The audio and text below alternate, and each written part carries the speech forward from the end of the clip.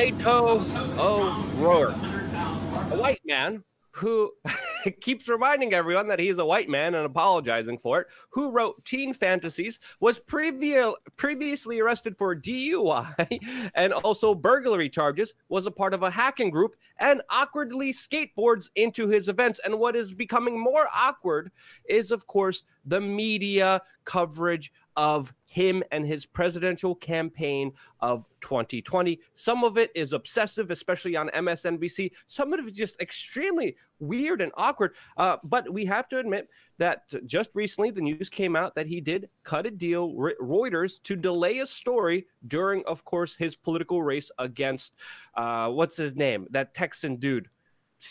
Freaking hell. Are you talking about Ted Cruz? Ted Cruz, yes. He cut a deal with Reuters to delay a story when he was running against Ted Cruz about him being a part of a hacking group. But I think a lot of the news right now around Beto O'Rourke is him literally going around everywhere being like, hey, guys, I'm a white guy.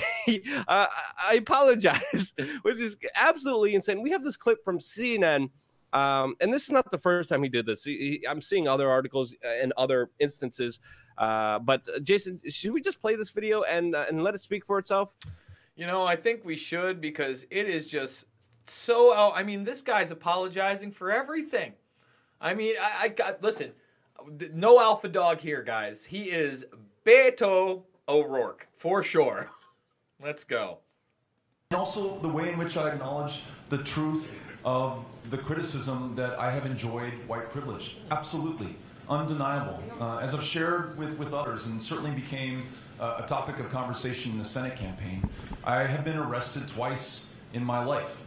One for attempted criminal trespass and another more graver offense of driving while intoxicated. Those mistakes didn't end up defining me or narrowing my options in life. And it's not because I'm a great person or I'm a genius or I figured anything out. A lot of it has to do with the fact that I'm a white man. I had parents who had the cash to post bail at the time. A lot of people don't have that. Whoa! A white man! Huh. Well, let me tell you something. No, it has to do with the fact that you probably had some money. So a black man with money, he'd do just fine. An Asian man with money, he'd do just fine. Anybody with money or fame, they do just fine. I don't know that that's white privilege, Luke. I mean, he brings up an important point because on some instances, the criminal justice system is corrupt, is slanted, yes. But it's not because, again, he's saying the only reason he got out of jail is because I had money. So you're pretty much insinuating that everyone else doesn't have money. Again, this whole racial identity thing, there's so many traps in it. He's pretty much insinuating that, sorry, other people were poor, I was rich. He might as well just say that. I was rich. And that would be more of a correct statement than the fallacies that he's laying out here. Again, criminals justice system, it's not really a justice system. It's really a big slave plantation system that, again, is corrupt in so many ways and does need to be fixed, especially when nonviolent offenders being thrown to jail time and time again, the system chewing people in and spitting them out. But again, I just sent you a link, Jason, on Facebook right now. But he was arrested in the 90s for burglary and driving while drunk when he was, quote, on a booty call to an ex in 1998. He was arrested for those charges. He was prosecuted for those charges. It doesn't show any, white privilege there because he faced the repercussions for his actions. Everyone knows these records. Everyone makes mistakes, and it's fine to make mistakes. But the bail thing, that's a whole nother system. But the bail system in itself is also corrupt and messed up. In so many different ways. And it's not because someone has money and doesn't have money. That's totally outside of the realm. What's your take on it? And then there's other comments. Again, he was just running a 5K in Iowa. Again, the awkwardness of just the social media of him just shows how fake and artificial everything is. He, again, apologized for his white privilege and confessing that he's mortified about some things that he wrote with his teen fantasy fiction that was about, holy cow, it was about killing kids. Yeah. Story gets more weirder as it goes on, Jason. I'm not really worried about his teen fiction, but if you keep going in this video, he continues to apologize for this quote-unquote white privilege. Now, at least he acknowledges the money aspect of it again, but like I said, man, it really has nothing to do with you being white. And there are plenty of black men, again, Asian men, Indian men, that have gotten DWIs and it hasn't defined them or ended their career. Or gotten arrested in some, thing in your early 20s or your late teens. I mean, who hasn't for something like that? And yeah, it's great you had a lawyer. It doesn't look like you did something too nutty. I'm more interested in the hacking. But dude, this guy continues to apologize for his white privilege. And I don't think I really recognized or understood that until I met those people, talked to their families, understood better from the experiences of others how this criminal justice system works and how it doesn't work in this country. And in terms of the opportunities that women have. Let's stop the women. But listen, I'll acknowledge that there is racism in parts of our criminal justice system. But you have to also acknowledge in those big cities of catch and release or people that have a rap sheet this long, people who are minorities are being released as well. And it's not just about being white. It's about money. And I'm sorry that you want to equate every white person with having money, but I know plenty of white people in the great state of New York, Luke, that don't have any money at all. I don't think that you grew up with a silver spoon up your ass, and you seem to look like a white guy. Family show here, Jason. Yeah, I mean, there's a lot of important context, a lot of things to understand here. And there's a reason judges were previously caught being paid by private prisons to give harsher sentences to people. There was a specific case in Pennsylvania with, of course, minors.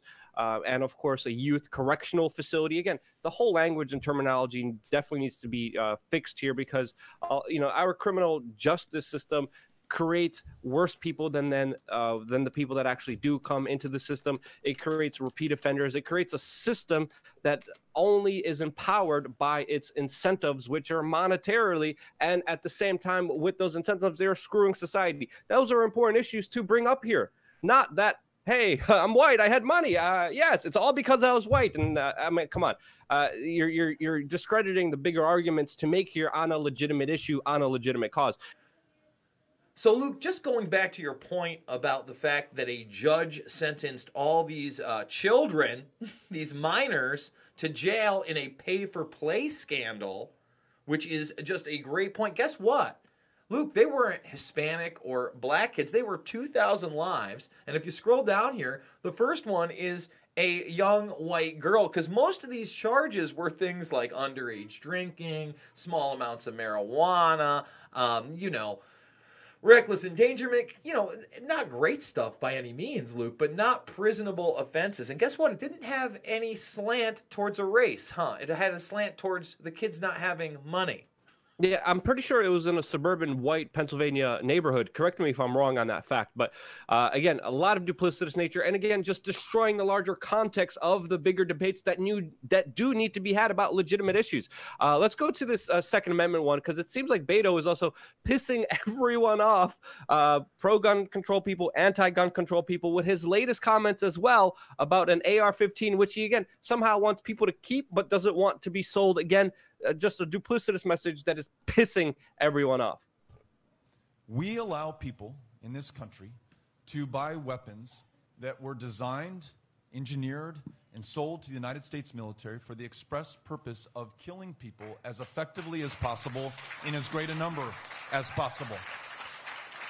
And an AR-15 gunshot wound, that high-impact, high-velocity round, will blow a hole through your back the size of an orange. You will bleed to death before anybody can get to you and save your life, because that's exactly what it was designed to do, to keep that enemy soldier down and not claim the life of one of our own.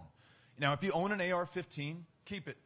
Continue to use it responsibly and safely. I just don't think that we need to sell any more weapons of war. I mean, I don't know about you, Luke, but I don't buy into the fact that if you're going to stop selling them, they're going to let everybody keep them. And we all know that the military, they're not using, AR-15s. They've got much, much deadlier weapons out there. And look, you can ban whatever you like. You look at the recent tragedy in New Zealand, and guess what? They have some of the highest gun control laws in the world, and it didn't stop that massacre, did it?